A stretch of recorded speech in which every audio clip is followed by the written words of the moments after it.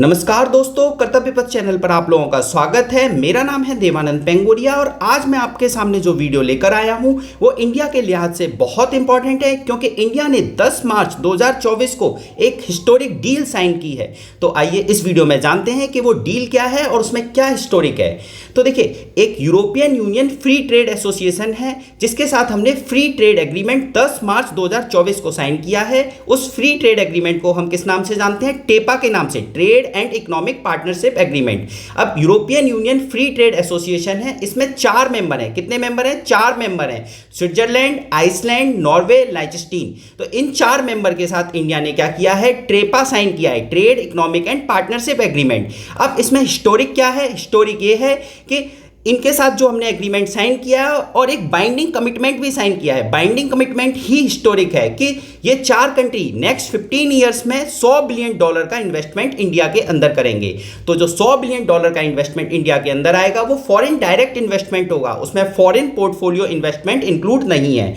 अब देखिए, इस बाइंडिंग कमिटमेंट क्यों पॉसिबल हो पाया? तो हमारे कॉमर्स मिनिस्टर थे उस समय के, उन्होंने बोला कि जो इंडिया के मैक्रो इकोनॉमिक फंडामेंटल्स हैं वो बहुत ज़्यादा स्ट्रांग हैं। जैसे इंडिया की इकोनॉमी 3rd लार्जेस्ट इकोनॉमी बन चुकी है, इंडिया में परचेजिंग पावर इंक्रीज हो रही है, इंडिया में अगर देखा जाए तो लार्जेस्ट पॉपुलेशन भी है। तो इतने फंडामेंटल स्ट्रांग है, इंडिया का मार्केट भी बहुत बड़ा है। तो इन 4 कंट्रीज को लगता था कि हम अपने प्रोडक्ट को इंडिया में आके बेचें। तो इंडिया ये इस डील को पॉसिबल कर पाया, मतलब फ्री ट्रेड एग्रीमेंट इनके साथ साइन किया और एक बाइंडिंग कमिटमेंट भी साइन किया। अब इससे क्या होगा? इंडिया के जो बिजनेसमैन हैं उनको भी इन 4 कंट्री के मार्केट में एक्सेस मिलेगी। तो देखिए, इन 4 कंट्री में एक है स्विट्जरलैंड, जो इंडिया का लार्जेस्ट ट्रेडिंग पार्टनर है। क्या है? Largest trading partner. अब स्विट्जरलैंड की आपने सुना होगा, घड़ियां बहुत फेमस हैं, वहाँ की चॉकलेट बहुत फेमस है और वहाँ पे जो नेस्ले कंपनी है वो ऑलमोस्ट सारे प्रोडक्ट बनाती है। उनके जो प्रोडक्ट हैं इंडिया के मार्केट में ऑलमोस्ट निल प्राइस पे सेल किए जाएंगे, मतलब बहुत जीरो टैरिफ लगेगा। ठीक है। और अगर मैं नॉर्वे की बात करूं, नॉर्वे के सॉफ्टवेयर और हार्डवेयर बहुत फेमस हैं, तो उनको भी इंडिया के मार्केट में एक्सेस मिलेगी। बाकी लाइचेस्टीन और जो आपका आइसलैंड है ये ज़्यादा एक्सपोर्ट नहीं करते हैं, तो इनकी मतलब इतनी इंपॉर्टेंस नहीं है। अब देखिए, इंडिया के जो बिजनेसमैन हैं या इंडिया के जो प्रोडक्ट हैं, जैसे फार्मास्यूटिकल प्रोडक्ट्स हैं या मैं टेक्सटाइल की बात करूं, तो वो इन 4 कंट्रीज के मार्केट में एक्सेस मिल जाएगी। तो इससे क्या होगा? इंडिया में डोमेस्टिक मैन्युफैक्चरिंग प्रमोट होगी और इंडिया आत्मनिर्भर भारत की तरफ आगे बढ़ेगा। तो हमने इस वीडियो में ये सारी चीज़ें जानी कि ये इसमें क्या बाइंडिंग कमिटमेंट है, ये इंपॉर्टेंट है। जो $100 बिलियन का फॉरेन डायरेक्ट इन्वेस्टमेंट आएगा, इसमें फॉरेन पोर्टफोलियो इन्वेस्टमेंट नहीं है। अब देखिए, यहाँ पे इसमें कितने चैप्टर हैं जो ये डील साइन की गई है? ये 14 चैप्टर हैं। ये आंकड़ा आप लोगों को याद रखना है। इन 14 चैप्टर में जो टर्म्स यूज की गई हैं वो हमें जानना जरूरी है। जैसे एक टर्म है सैनिटरी एंड फाइटोसैनिटरी मेजर्स, एक है rule of origin, rules of origin. तो इनके बारे में हम जान लेते हैं। देखिए, रूल्स ऑफ ऑरिजिन में क्या होता है कि मान लो 2 कंट्री के बीच में आपस में डील साइन होती है, 2 कंट्री के बीच में आपस में डील साइन हुई फ्री ट्रेड एग्रीमेंट की कि भाई आप हमारे यहाँ अपना माल सेल कर सकते हैं, हम आपके यहाँ अपना माल सेल करेंगे। लेकिन होता क्या है, कोई ए कंट्री क्या करता है, बी कंट्री से माल मंगाता है और ए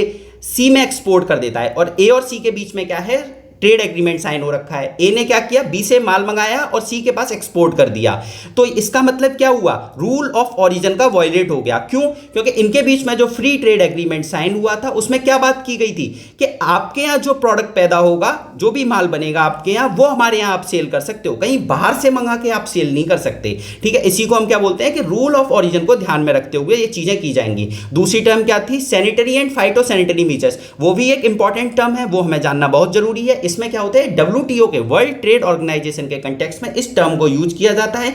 इसमें क्या होता है? ऐसे रूल्स एंड रेगुलेशन बनाए जाते हैं जिससे कि प्लांट की हेल्थ, एनिमल्स की हेल्थ और ह्यूमंस की हेल्थ को खतरा ना हो। तो जब भी एक्सपोर्ट और इंपोर्ट होगा 2 कंट्रीज के बीच में, तो SPS को ध्यान में रखा जाएगा। किसको? SPS को ध्यान में रखा जाएगा। तो बाकी इन 4 कंट्रीज के नाम एक बार देख लेते हैं, कौन कौन से जो कंट्रीज हैं। आइसलैंड है, नॉर्वे है, लाइचेस्टीन है और स्विट्जरलैंड है। तो हमको इसमें एक हिस्टोरिक डील का जो कॉन्सेप्ट है, $100 बिलियन का फॉरेन डायरेक्ट इन्वेस्टमेंट, उसकी वजह से क्या होगा कि इंडिया की एक गुडविल जनरेट होगी। फ्यूचर में हम मान लो रसिया के साथ कोई फ्री ट्रेड एग्रीमेंट साइन करते हैं या यूरोपियन यूनियन ओवरऑल कलेक्टिव, क्योंकि ये जो 4 कंट्रीज हैं EFTA के, उसमें यूरोपियन यूनियन पूरा नहीं है, ये केवल 4 कंट्री हैं। हम जब यूरोपियन यूनियन के साथ फ्री ट्रेड एग्रीमेंट साइन करेंगे तो क्या होगा?